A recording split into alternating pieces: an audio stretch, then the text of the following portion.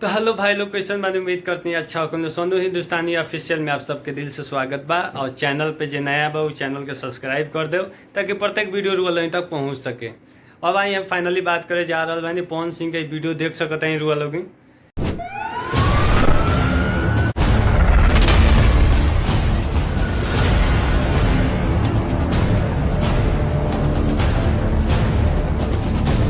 ये वीडियो काफ़ी ज़्यादा सोशल मीडिया पर वायरल था और बात करे जा रहा बानी बॉलीवुड के, जन की बॉलीवुड में तो हल्का मचाए अपन पावर स्टार पवन सिंह पहुँच चुकल बारे।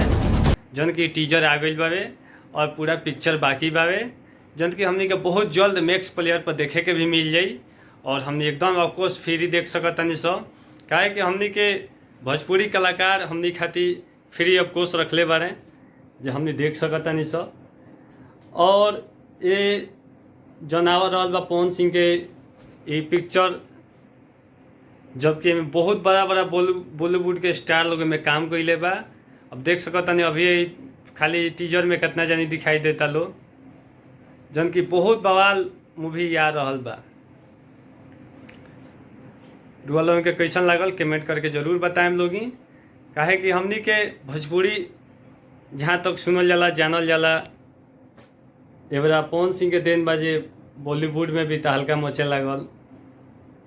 ऐसे हमनी के बहुत खुशी होता है कि भोजपुरी का स्तर और ऊंचा जा रहा बा। तो वीडियो कैसन लागल कमेंट करके जरूर बताएं लोगी, और चैनल के सब्सक्राइब और वीडियो के लाइक कर मत भूलाएं लोगी। बाकी हम चलता नहीं रुआ लोगों के धन्यवाद।